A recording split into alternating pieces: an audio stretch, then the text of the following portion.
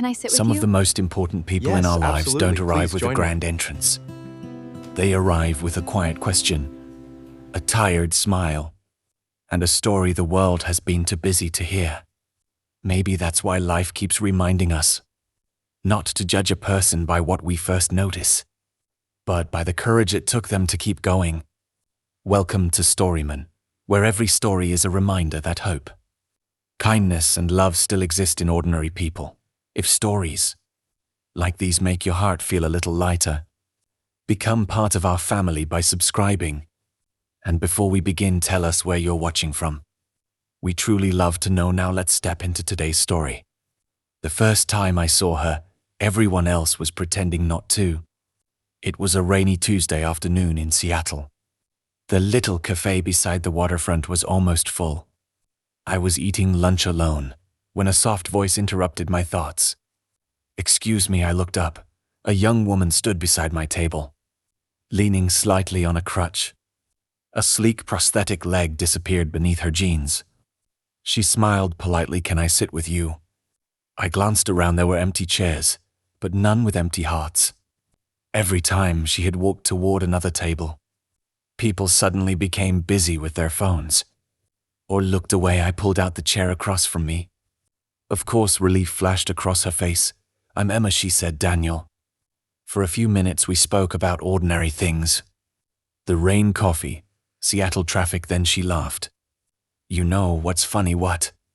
You're the first stranger who's looked at my face instead of my leg." Her words stayed with me long after lunch ended. Before leaving, she thanked me. Most people think saying yes to a chair is a small thing. She smiled. Sometimes it isn't. Over the next few weeks, I kept seeing Emma, always with a book, always smiling at everyone, even those who never smiled back. One afternoon, I finally asked, "If you don't mind me asking, what happened?" She looked toward the water. "When I was 19, a drunk driver ran a red light." She paused. "I lost my leg." I lowered my eyes. "I'm sorry." She gently shook her head. "Don't be." Then she smiled again. "I lost a leg." She looked around at the people walking by. "But some people lose kindness, and that's a much harder thing to live without." That sentence hit me harder than anything I'd heard in years. From then on, our friendship grew naturally. We visited pockets. "Well, primera vez." Emma joked that she clicked her way through the streets. She made me laugh in places where I'd forgotten how. Then one evening, she admitted something she'd never told anyone. "Can I tell you a secret?" "Always." She looked down at her coffee. "The accident wasn't the hardest part." What was? She took a slow breath. "Watching people decide who I was before they ever knew my name." Silence filled the room. Then she whispered, "I don't miss my old leg." She smiled sadly. "I miss the way people used to look at me." I reached across the table, not to fix her pain, not to erase her past, just to let her know she wasn't carrying it alone. "You know what I see when I look at you," she laughed. "A stubborn woman who always beats me at chess." I smiled. "I see the bravest person I've ever met." For the first time, Emma cried. Not because she was hurting, but because someone had finally seen the person behind the prosthetic. 2 years later, I stood beside her on the same waterfront where we'd first met. This time I wasn't pulling out a cafe chair.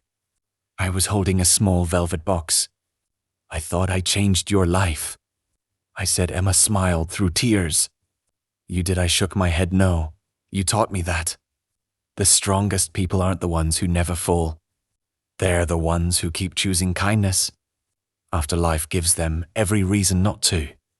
She whispered, "So is that your way of proposing?" I laughed. "It is funny, isn't it?" She smiled. The same smile I'd seen the day she first asked, "Can I sit with you?" And once again, my answer was yes. We spend so much of our lives noticing what makes people different that we forget to notice what makes them extraordinary. The world may see scars or wheelchairs or prosthetic legs, but the heart never falls in love with what the eyes notice first. It falls in love with the courage, the laughter, the kindness, and the soul that refuses to stop shining. So the next time someone asks for a place beside you, make room. You never know whether you're simply sharing a chair or beginning the most beautiful chapter of your life. If today's story touched your heart, tell us in the comments. What's one act of kindness from a stranger you'll never forget? Your answer may become the hope someone else needs today. Thank you for spending these moments with StoryMun. Until our next story, look beyond what the eyes can see. Because the most beautiful people you'll ever meet are often the ones the world almost overlooked.